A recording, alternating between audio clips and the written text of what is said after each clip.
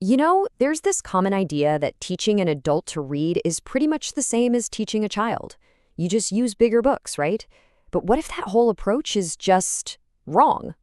Let's dive into a smarter, faster, and frankly, more respectful way to teach adult literacy. So many reading lessons for adults just feel off. They're slow, they seem inefficient, and sometimes they can even feel a little condescending. The kid-style exercises just don't click with an adult brain.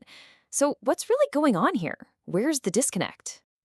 Okay, so this right here gets to the absolute heart of the problem. A child has years, literally years, to learn through songs and playful repetition. An adult, they need functional literacy right now. We're talking about for a job application, to read a text from their kid's school, or to pass a driver's test. They already have a fully developed mind, so they don't need games. They need an accelerated, analytical approach that explains the why, like why your mouth moves a certain way to make a sound. So, what's the alternative? Well, it's a system that starts with respect. Respect for the learner's time and for their intelligence, right from the very first minute.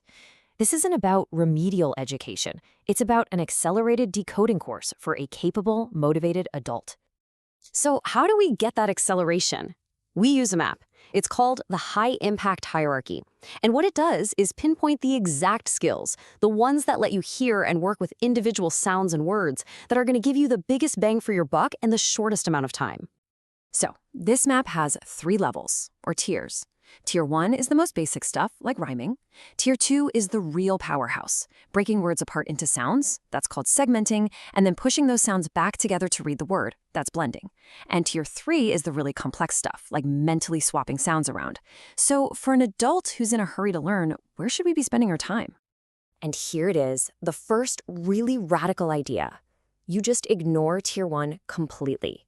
Seriously. All that time we spend with kids on rhyming games and what's the first sound in ball, it's just not an efficient use of an adult's time. Adults can handle more complex ideas way faster. Which leads us to the absolute core of this strategy. You pour all of your energy into mastering Tier 2. That's it. Blending sounds to read a word and segmenting a word to spell it.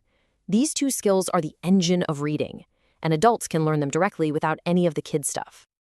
Okay, theory is great, but what does this actually look like day to day? Let's get practical and walk through 3 simple, effective drills that are designed for an adult mind. No cartoons, no sing-alongs. First up, something called minimal pair discrimination. It sounds a little technical, but the idea is super simple and powerful. This is especially good for learners whose first language might not have certain English sounds. You take V and B. The difference between vest and best is just a tiny shift in your mouth, but it totally changes the meaning. This drill makes that difference crystal clear. And this works for everything. You can use it for vowels. Hear how changing the sound in pin gives you pen? Or for tricky consonant clusters. Try saying stop, but without the S sound. You get top. See what's happening? This treats learning to read like a puzzle to be solved, a logical exercise that an adult brain can really latch onto. All right, the second drill is awesome because it makes something completely abstract feel concrete. It's called sound counters. You take a word, say rent, and for each individual sound you hear, nt, t, you push a little counter. Could be a coin, a paperclip, whatever. This is huge because it gives you a physical, tactile way to understand that a word is just built out of separate, countable sounds. And finally, we have the mouth awareness method. This is as direct and analytical as it gets because it's all about the physics of making sounds. And hey, you can do this with me right now. Go ahead, place 2 fingers lightly on your throat. Now make a long sis sound, like a hissing snake. Sss. Feel anything? Probably not. Okay, now make a buzzing Z sound, like a bee. Zzz. Do you feel anything? You felt that, right? That little buzz for the Z sound? That vibration is everything. It's because Z is a voiced sound and S is unvoiced. Your tongue and teeth are in the exact same position. The only thing that changes is whether your vocal cords are humming. For an adult learner, actually feeling that physical difference is an incredible shortcut to mastering sounds. It's an aha moment.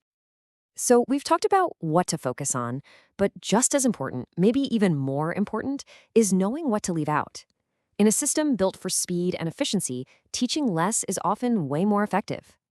Now, this is so important because English vowels are a mess. They're notoriously irregular. So trying to teach an adult a bunch of complicated rules for things like diphthongs, that's the ow and house, or vowel teams, is just a massive waste of time.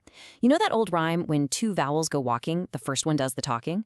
Well, it works for read, but it totally fails for bread and great. It's a terrible rule. The smarter solution? Focus on the consonants and short vowels that are actually reliable, and just treat the weird words as high-frequency sight words you memorize. It's about function, not frustration.